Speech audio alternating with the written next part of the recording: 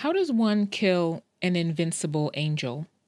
In today's episode of the StoryPod podcast. Come on in, bestie. Welcome to StoryPod, where we do the doing of story development together. Brought to you by Creative BFF.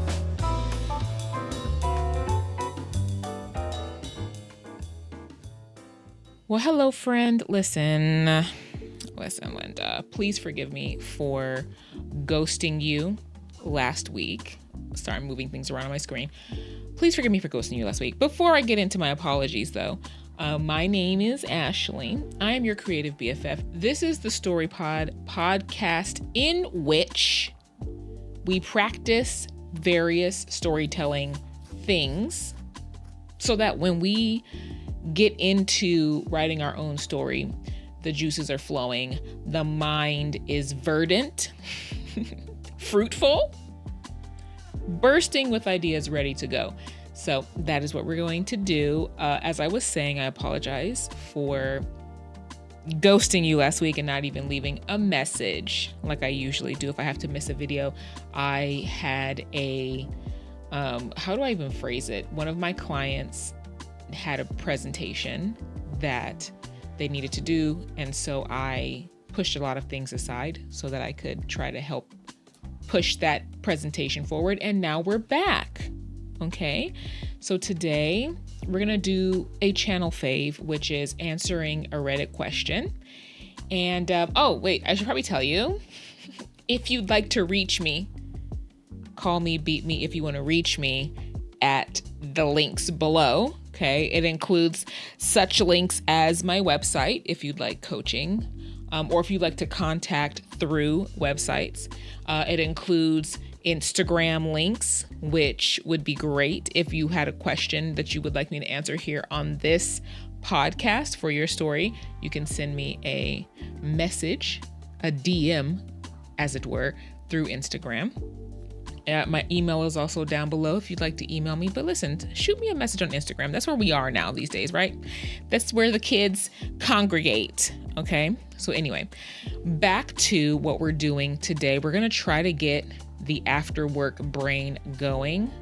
So please feel free to put your answers below, especially if you have some better answers than what I am going to come up with for this particular question. I would love to see what you have going on in that beautiful brain of yours regarding how to answer this question. Anyway, let's move right along.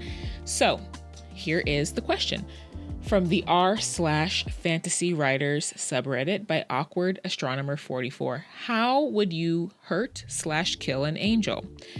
So for my world, I have very specific rules for celestials/angels. True angels were made early in history by the gods and have a set number. The gods can't make more. I also want them to be super powerful, primarily by being entirely invulnerable. If you were God, why make your servants anything other than invincible? There are ways to trap them, of course, but I'm searching for something that could hurt them, something that can kill them, pierce their divine flesh, and make them feel a pain they've never understood. I want it to be something rare enough that angels would be generally considered unstoppable, but perhaps not entirely unique to only one or two specific objects. There were only a few thousand angels created, and they've gone to war against demons, mortals, and even each other many times. So I'm trying to figure out I'm trying to figure out something that would allow them to still be around in considerable numbers thousands of years later. I've considered flaming swords, frost swords, special steel built of an alloy of iron and metal from a moon that repels gods forged in the blood of gods. But I'm curious what others might advise. There are also other celestials in my world, not angels, but magically created creatures of the divine. Bonus question, how would you define a celestial? I've considered as well the idea that upon an angel/celestial's death on the mortal world, it retreats to the plane of its origin and reforms there, so I'm wondering how to scale things. Is the great weakness something that can hurt them at all, or something that bypasses their ability to retreat and recover and instantly kill them? Any ideas? Okay, so as is sometimes a common refrain on this channel, additional detail would be great to really be able to kind of pinpoint some ideas for this. I do have a couple of ideas, and they may not 100% meet the requirements, and they may require more understanding of the lore that this asker has developed to this point, but I'm going to provide them anyway. And you, as always, please, let's brainstorm this together. Put your answers down below, what you would do. So some initial ideas that I would go, I would imagine, here's my train of thought. I would imagine that now, again, we don't know what the pantheon of gods currently are in the story in present day. Are they the same gods, the primordial, whatever gods that created everything and at the very beginning? Or is this like kind of a new set of their descendants, down the line? Have the old gods gone into hibernation or retreated and left their children to kind of like run their creation? Like, we don't know kind of what's happening in the mythology of this world. But I would imagine that if I were a god and I was creating a servant that I wanted to be invulnerable, in most cases, I would not want them to be invulnerable to me as well. So I think that I would probably create, just in case they get out of hand. Okay, I would create a, what is that term? Not a fail-safe, but you know what I'm saying, right? I would create something that would be like a backup plan, like a just in case they want to get froggy. You know what I'm saying? And that could be a particular sword. I don't know that it needs to have, and maybe it's fun to kind of come up with this type of stuff. I don't know that it needs to have, if it's coming from the gods that created the angels, I don't know that it needs to have like crazy lore, like the writer put like blood from the moon that repels gods and all this kind of stuff. And it also, side note, this whole idea that they said metal from a moon that repels gods, forged in the blood of gods.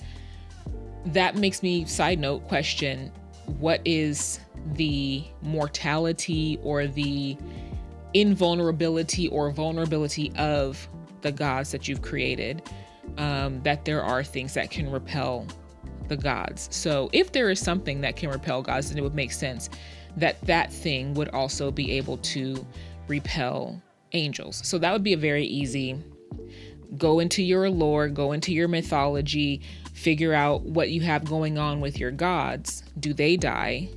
Can they be killed? And if so, then pull from whatever's able to kill them and make it the same for the angels. So that's a very easy situation. Going back to what I was saying, what I had started to say before I derailed myself a little bit, not really derailed, but kind of like went off on a little bunny trail. I think that it would make sense that the gods would create a specific weapon that could basically sever the silver cord of the angel's life or whatever have you, or pierce their flesh, as the author writes. And they just created the sword at the same time as they created the angel from similar or opposite material from what they created the angels from.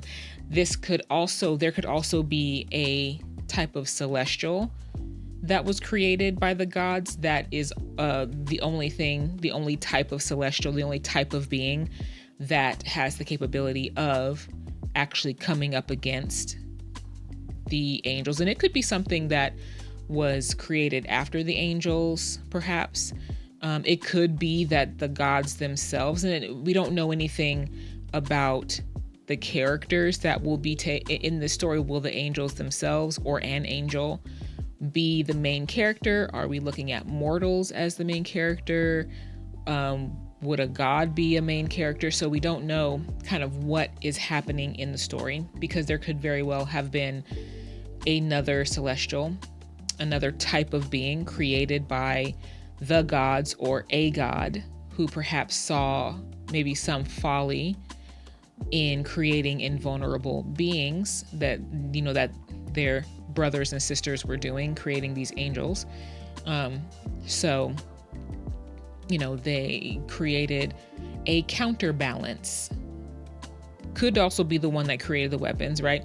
But also could be, okay, my creation is going to be specifically able to come against these gods. And this could take the form of a type of being, right? Or, and it could be, but it could be that, there's a few of these types of beings, and the main characters have to find them, or maybe the main character is one of them, or perhaps it could be that, and I don't know if this is totally out of the direction that the author wants to go, could be that the only way that one can be imbued with power to defeat an angel is if they're blessed by the god that created the angel. It could be that the individual gods at the beginning of time that were creating the stuff, each god could have created a set number of angelic celestial children, and it's only the blessing of that particular god that would allow you to kill its child, or even another angel, perhaps, right? Now the question then becomes, why would that god or a god bless another being, another person, a mortal or whatever, whoever the main character is, in that way, in order to be able to kill the angels? Why do we need to kill the angels at all? Are they kind of getting out of hand? Are they kind of becoming too big for their britches? So these are, of course, questions that we don't know. Are they good guys or are they bad guys? So is this a power that some antagonistic forces are trying to find so that they can destroy the protagonistic angels who are on the side of the main characters, or who are the main characters? Let me see, anything else that I would say? I think I have one. Along the same lines of having to appeal to the god that created the particular angels that you want to kill. It could be that, depending on how vulnerable or invulnerable the gods are, if they're able to die or be killed in a way that is perhaps easier than it is to kill angels, if they specifically made the angels stronger and more resilient than themselves in order to act as protectors and soldiers and bodyguards for themselves. That we don't know if that's what is going to happen in the story, but if that was an element, then it could be that severing the connection in some way to the power source of the god that created the angels, or killing that god, or sending that god to another plane, thereby also effectively severing the power source or the ability of that god to affect, or to produce the angels' invulnerability. Kind of like, you could think of it like the god is forever casting like a shield spell and a bunch of buffs and all this kind of stuff from afar, remotely casting buffs on their particular angelic guard just all the time. And you would have to get to that god in order to be able to get to the angel, right? That's something that we see, a mechanic that we see in games quite a bit, right? So you got to take down the boss before you can get to the minions type of deal. You know what I'm saying? Let's see if there's anything else. I think that those would be my answers, trying to pull away from specifically like what the author has already said, and then them going into another realm, which could be just going back into the bosom of the god that created them. If their mortal body, whatever body they have to put on to be able to operate in the mortal world, gets destroyed, then they're immediately regenerated. So it could be that, where it's like, yeah, the body can be damaged, destroyed, whatever have you, but they immediately resurrect and regenerate, so then you have to really go to the source to stop that from happening. Find a way to stop that process from happening. And that could be having to do something about that God, or whatever way that God is connected spiritually, physically, metaphysically, magically, whatever, connected to the particular angel that you are fighting. Again, depending on whether the angel is protagonist or antagonist.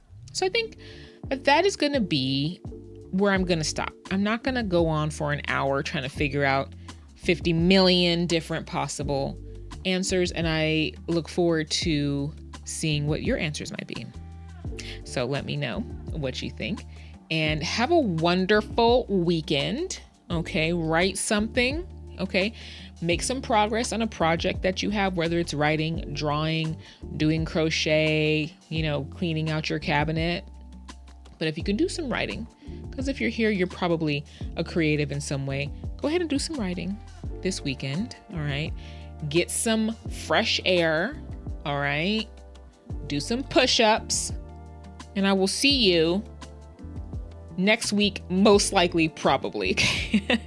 Bye.